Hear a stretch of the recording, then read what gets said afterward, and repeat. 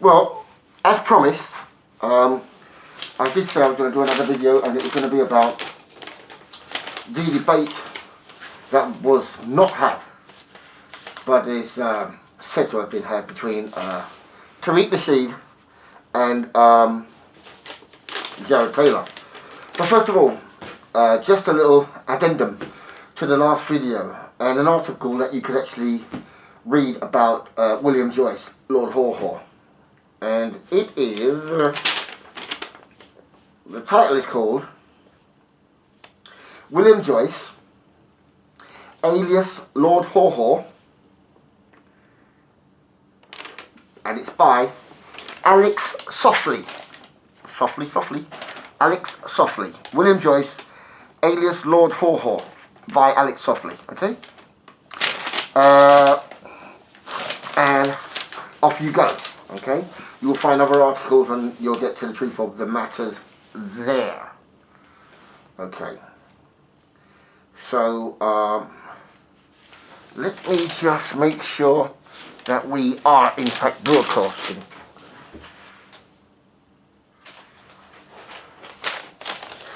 Well, we are. I had myself a little bit nervous there. So to the debate. I actually found out about the debate from a YouTuber, controversial YouTuber, I find entertaining, named Tommy Sotomayor. Right, a lot of people don't like him. I don't care whether you like him or not, and I'm sure he doesn't care whether you like him or not either. Mind you, he's American. He's an African American, very thin-skinned. I think he does care. But neither here nor there. I'm not taking a pot shot at Tommy. I find him entertaining. I listen to his shows. And partially inspired me to have my own view. I am my own man, so I don't need to, and I certainly won't be using him to get views, as some people keep doing with him, which is terrible. That's a different issue. I'm not going to talk about Tommy Sotomayor. But I mean, I do tune into him for a chuckle. I do find him interesting. I don't know what the hell I'm doing here. Well, here we go. Right, can we just, makeup, wardrobe. Anyway, so the debate between Jared Taylor, Tariq Nasheed. So who are these fellows? Well, I suppose a Wikipedia check on Tariq Nasheed, Tariq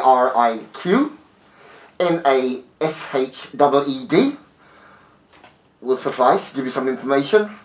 And Jared, Jared, and Taylor with a Y, should help you out. But in case you don't know, Tariq Nasheed is also known as King Flex or K Flex.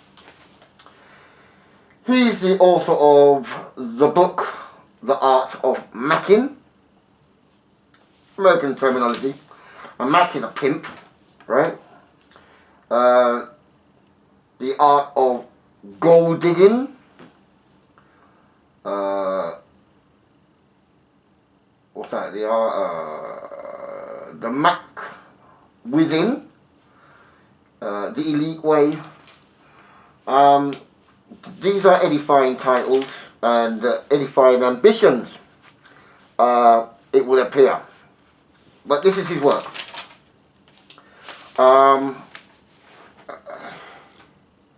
He's also famous for, or noted for, the documentary series Hidden Colours, which gives some historical views and perhaps some unknown facts about the African American history within the United States. Okay?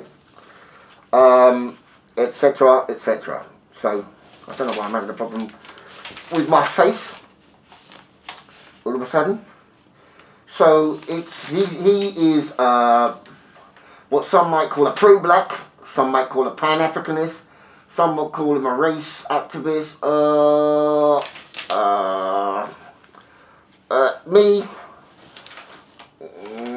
my view, I'm not impressed.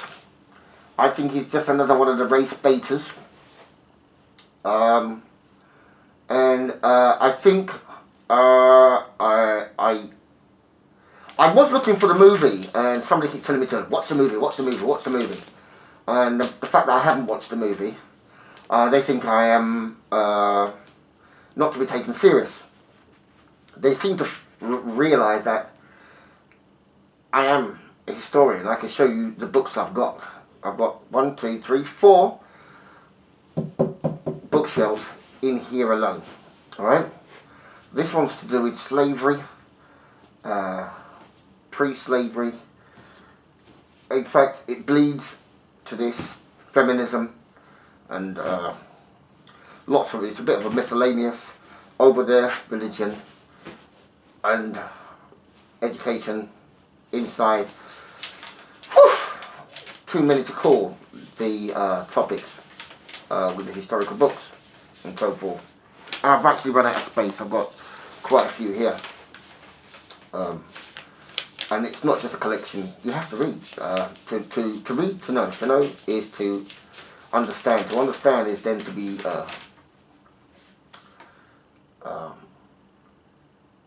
able to relate what is from what is not. Okay. So, I hadn't seen the film, and I was looking, it's been out a while, and I thought, well, look, let's just go on YouTube to find it what's up there. Couldn't find it. Wasn't that bothered, because the clips that I had seen pretty much knew what he was talking about and the people he had in his film. But it was this issue with Tommy Sotomayor. They were pally-pally. Tommy's making a movie, or a documentary called Fatherless America, and he must have met up with Tariq, and they were cool. So Tariq comes on his show to have an interview, with him, and everything's going alright. And Tommy asked him, it wasn't ambush, it was not ambush. He asked him, well, what about Jews? I mean, I noticed your movie doesn't say anything about Jews, anything going on with that. And I think Tommy was relating to the fact that there is a hidden history that Jews actually created the transatlantic slave trade. And there are, and they boasted about it. And what the Nation of Islam did was to write several volumes using their own sources. They insured the ships, the lot. I mean, the slave trade would have never have been, had it not, the transatlantic slave trade would have never have been, had it not been for the Jews. So, if you're going to talk about the injustices of black people and Jim Crow and all the rest of it, it's a legitimate question to ask. I don't think it was ambush journalism at all. And Tariq lost it. Fell out with him pretty instantly. I can't remember the video, but all I can say is blink, blink, blink, blink, because you're like, where's that coming from? And why the hostility? And well, anyway, Tariq goes off to his own corner on his own show, and he gets a puppet called, now Tommy's dark skin, and this is the guy who's supposed to, and Tariq's supposed to be a pro-black activist and all that business, and he gets a puppet. He's making fun of Tommy's dark skin, calling him crispy. And I'm like, well, who does that? I mean, when I first saw the puppet, it was funny. I thought the puppet thing was funny, you know what I mean? And of course, what tickles your fancy, you don't see the context, and then afterwards you think, hang on a minute, you're doing it all the time now. And you're being disrespectful to dark-skinned people, and I thought you was pro-black. Well, that's how they fell out. And that's not that I was a Tommy fan, although I understand where Tommy's coming from. I thought the question was okay, and I find him entertaining and sometimes funny. Sometimes he makes me yawn and I think, well, I've had enough, and I move on, which is fair enough, isn't it? You drink as much as you want to drink, and then you put it, well, I've had enough, cut the bottle and put it down, you know what I mean? Save some for another day. So that's the way I treat Tommy. But he's correct on the Tariq analysis, and I just couldn't be bothered to watch his movies. And every time I saw him, I thought, this guy is a show-off. He's not serious. Well, anyway, this is the fella who is going to debate Jared Taylor. Now, I have looked on the bio for Tariq. I think he's 43. Age doesn't really matter. He's got a voice, and he actually, I don't know, well, the art of macking. Do you know what I mean? Getting, playing girls. The Mac within, the elite way, the art of gold digging. Who are you macking? Who is gold digging who?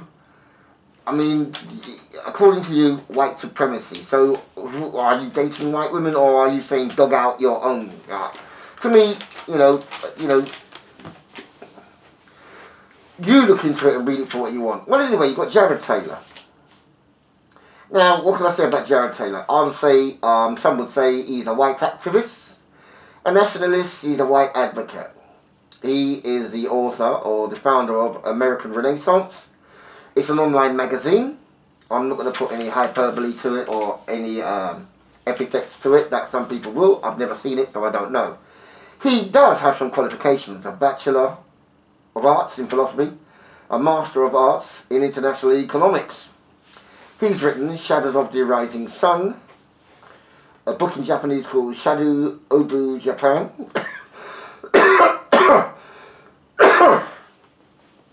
Paid with Good Intentions, White Identity, Face to Face with Race. Okay?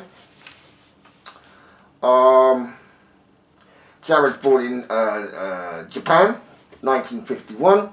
He speaks Japanese and French. So, he'd be about, what, 60 something, 65, 66, 67. Roughly about that. It's irrelevant. So, the debate starts with a guy named Bate Talaska, a white guy named Bate Talaska. He's hosting this so-called debate. And it's not following the format of a debate. Now, that's number one. And the fact that it's not, I don't know why Jared, this white activist, would engage in that, because I wouldn't. I wouldn't. When I'm speaking, I don't want no idiot interrupting me at any time. You can cross-examine me on my points, but the basic format of a debate is this. You make your case 20 minutes. It could be 30 minutes. You make your case. Right? Non-interrupted, you engage with the people. Maybe you use a slide presentation or whatever. But you make a case for whatever the topic is. And when your time is up, 20 minutes or 25 minutes or half an hour, then your opponent does the same. Okay? And then there's usually 10 minutes rebuttal on what somebody has misrepresented or misperceived or something that they think that you said wasn't true and you've got the evidence. That may be a 10 minute, or maybe a 15 minute rebuttal or 5 minute, I don't know. These things are things that you determine at the time. And whilst you're doing the rebuttal, again, no interruption. And the opponent gets that opportunity. When that period's finished, there's usually a 10 minute, maybe a 5 minute, could even be a 15 minute question and answer, both parties. One party's got a question about something they said, the other party answers, then vice versa. Okay? And usually, to wrap it up, there is thrown open to the audience. In this case, if it's an online debate, then the text questions are in. If the phone lines are open, then the phone will be opened, and the question is there. You get to the point, you make the question, do you know what I mean? Whatever, right? Not a speech, just make your question. And that's down to the host to organise it and make sure both parties and the listening public and the engaging public abide by those rules. Well, that's a debate. The minute Bate Talacta said what it was, I was like, no, this ain't not gonna work, it's no debate, you know what I mean? And I'm surprised that Bate Talacta, but that's, you know, some people say white people are more intelligent than black. Well, we'll get to that at some point, won't we? I think we will.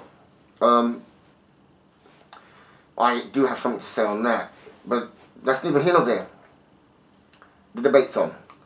Now, I can't remember what Tariq, he was the first one to say what he said. But he said something about white supremacy is. I'd have to. I may paraphrase this wrongly. I really ought not to.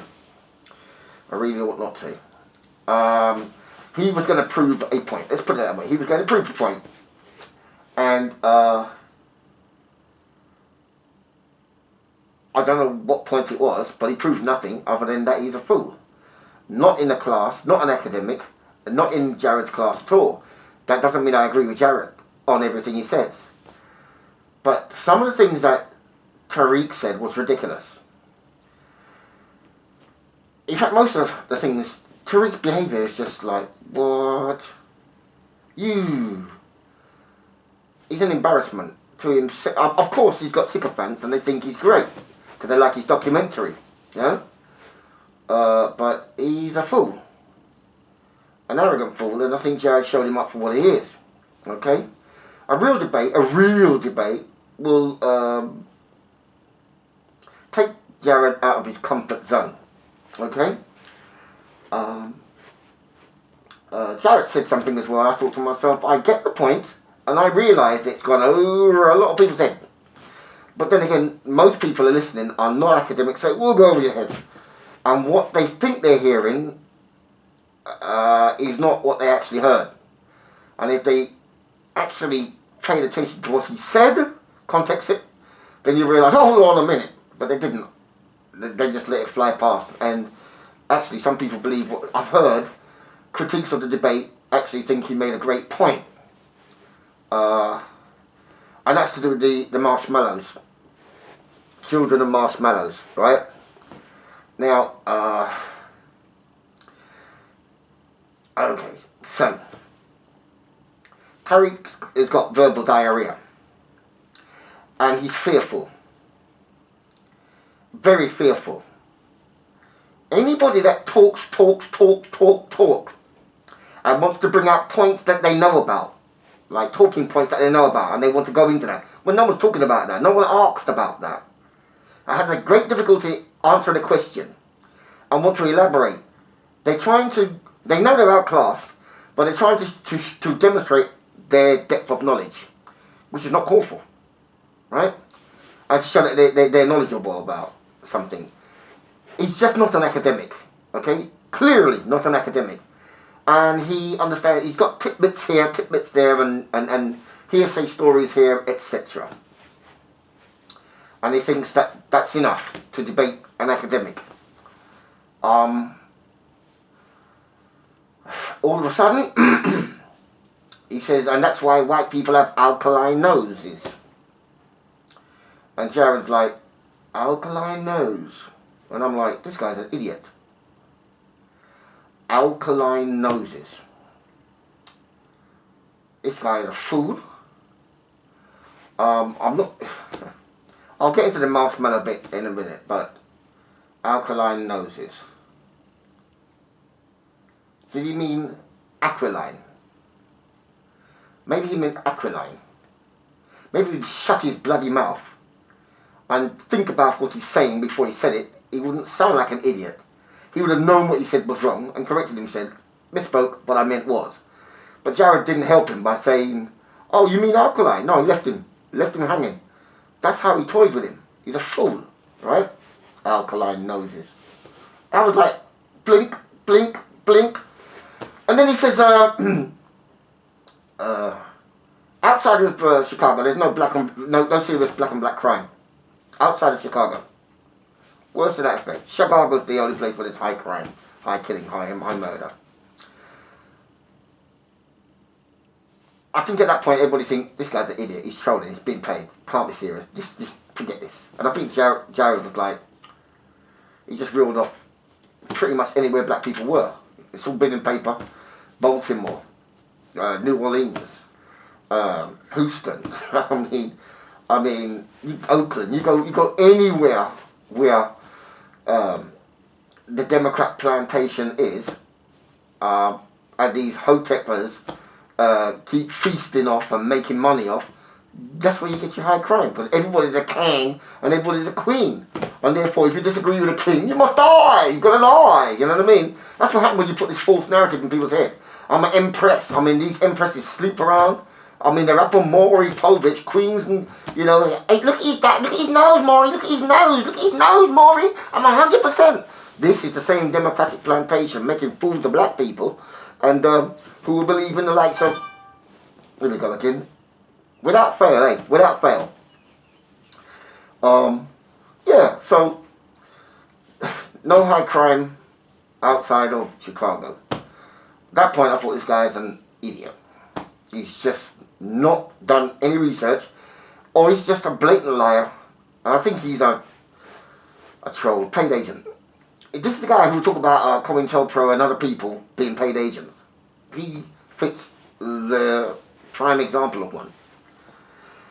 And it's not just him, we've got them in the UK as well. They occupy the pirate radio stations, and, you know, the thing is with them, they're worse than Tariq. Tariq has not even got any academic skills at all. These guys over here, they can't even read a text without fumbling and stumbling, and, you know, they'll be like, you know, words, more than 5.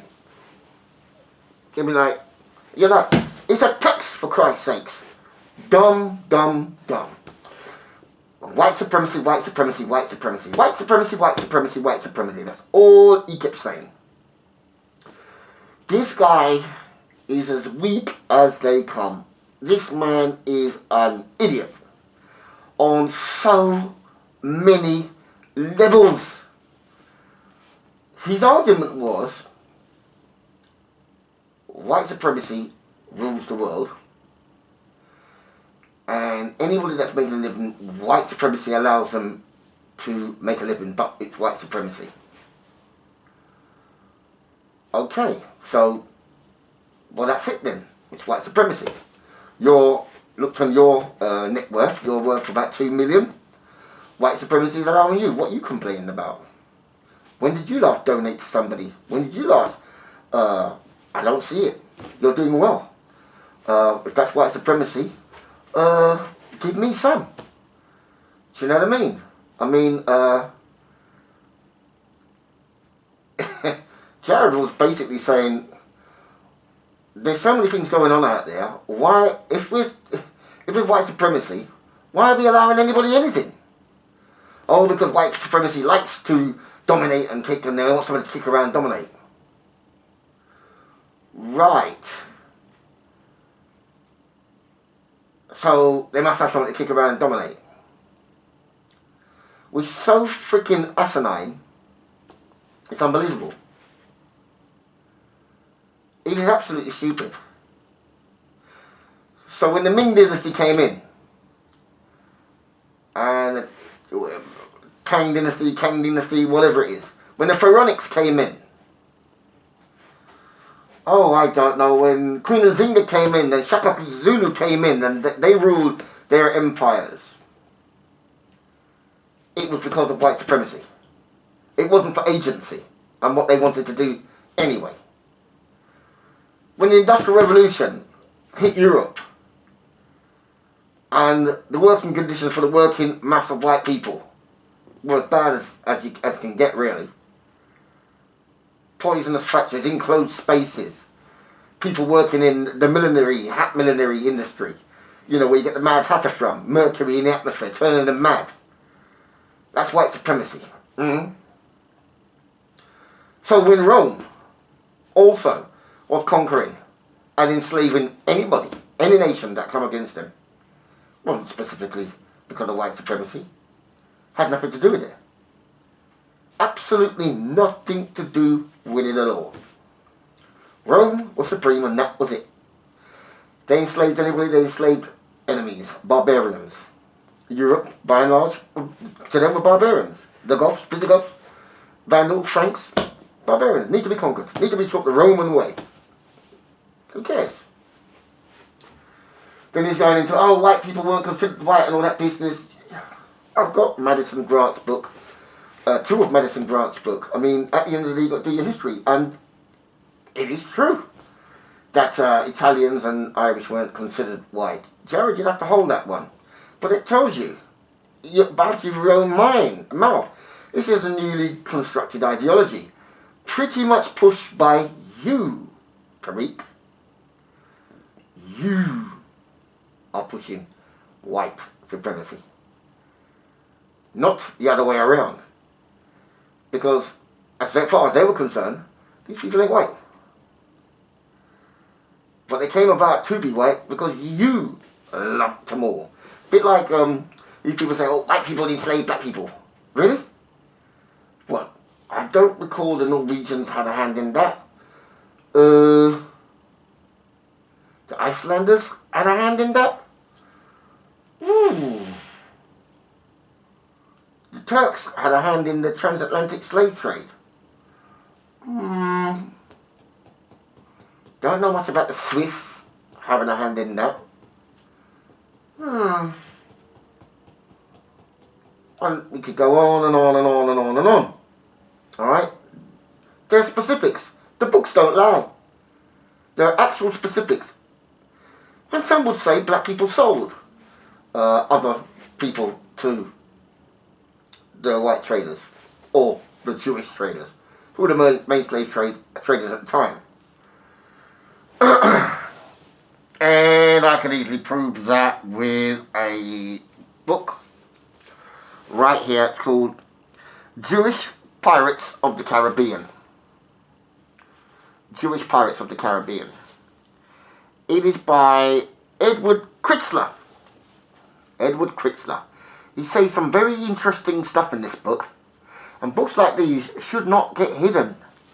They need to be purchased by academics like me, read by academics like me, and referenced and cited by academics like me who you will listen to. Okay? This is just something that happened. This is not hate. It's what happened. Okay? It's not a celebration of what happened. And of course, there were other pirates too. Okay? And this is the original Captain Charles Johnson's book. Okay? So, when we talk about historians, I'm an amateur historian. But don't think I'm rubbish at it. Don't think I can't write. And don't think I don't know something. I'm just not your political correct academic. And that's what's blighting the universities today. But at least it's a lot better and a lot deeper than what Tariq is dealing with. So you've got this kind of like throwaway catch-all, and then he's asking, according to him, the enemy, he says, oh, not all white people are white supremacists, but he's got Jared as. And then he's asking the enemy, so where do we go then? Where do we go? You know, because everywhere we go, you know, it's white supremacy. At that point, I'd say, well, like Jared said, well, you know, I guess you're out of luck.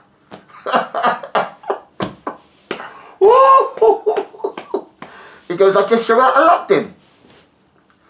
Pretty much ends where your bloody brain starts, nowhere. You know?